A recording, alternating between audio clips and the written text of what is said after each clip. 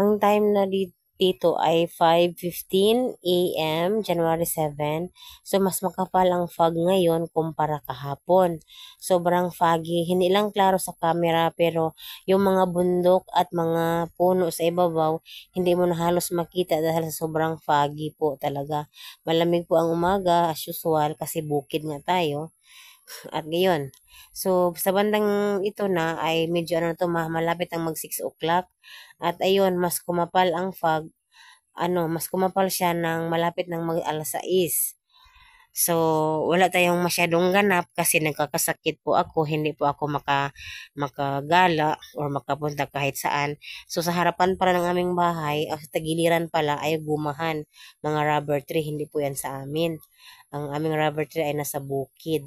So, ang sa kabila naman, sa aming kabilang banda ng aming bahay is palayan po yan ng aking angkol, kapatid ng tatay ko. 4 days na tayong walang ligo kasi nga masama ang pakiramdam. Sobrang ubo. As in talaga yung ubong masakit dito. So si Dodong ay nag-prepare na ng baon niya. Yan. Ay, plancha. Ha? May plancha. Wala gani plancha. So alas 3 pa akong gising, guys.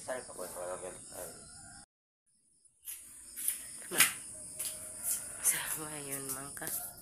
Yan. Maligo na yan. Maligo na. Sobrang lamig. Na magpainit ng tubig na. Magpainit ng tubig sa heater. Para hindi kayo malamig. Dali lang na, anak. O kaya lang? Kaya lang, sige lang. Kaya lang ng tubig na murag ice-ice. Okay. Ang tubig guys, pag kahapon po pa nilagay sa balde or sa lagayan. Tapos naligo pa ngayon. Wala guys, parang ice-ice yung tubig. Sobrang lamig. So, ayan dito. Oh. Medyo klaro na yung paligid. Sumangkado.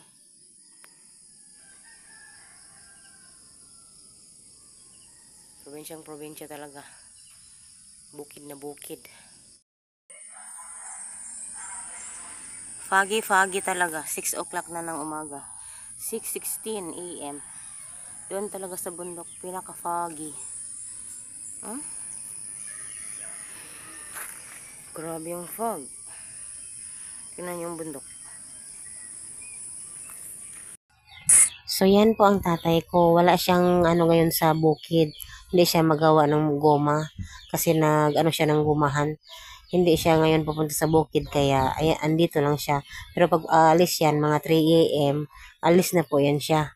Mag-start na yan siya maglakad ng 3 AM. Atras.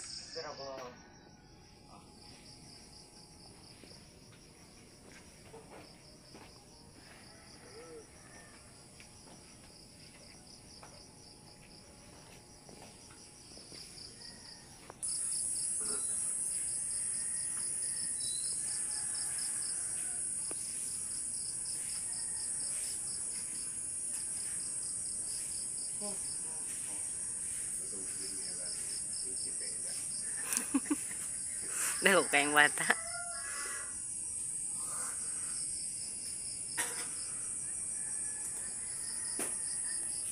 So, what's up? Hello guys! For today's vlog, ayan, kwento-kwento lang tayo. Mag-isa lang man ako dito sa bahay. So, ngayon ay ika-4 na araw na masama po ang aking pakiramdam. Grabe yung ubo. Nung first day, lagnat at sakit sa tiyan at LBM. So, kahapon at ngayon, yung ubo na non-stop. Minsan, sobrang masakit na sa lalamunan.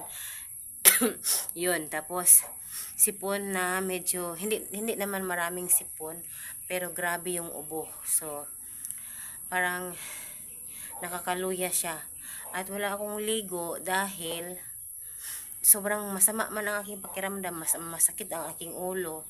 So nagiinom pa rin ako ng gamot sa ulo, yung masakit sa ulo, paracetamol. So yun. So ang anak ko ngayon ay si manukan eh. So ang anak ko karon ngayon ay nandun sa school. Papauwi na yun kasi ngayon ay 3:46 na, January 7, Martes. So Mag-isa lang. Ayun. At gusto sana akong mag-live kaso lang grabe yung signal dito, internet sobrang mahina. Para kang parang pagong sa hina. So hindi ako makapag-live. Wala pa rin akong ganap kasi nga may sakit ako. Hindi ako makapag-gala, makalakad or kung saan-saan magpunta para ipakita yung lugar dito, yung magpunta sa mga magandang lugar, yung tulad ng ilog, ang ganda ng ilog, ang ganda ng malapad talaga, maganda mag-video doon, maganda mag ano ba. Kaso hindi ko talaga magawa-gawa ang mga kailangan kong gawin dahil nga masama ang pakiramdam ko sa ngayon. So yun. So yun lang muna for today. Thank you for watching.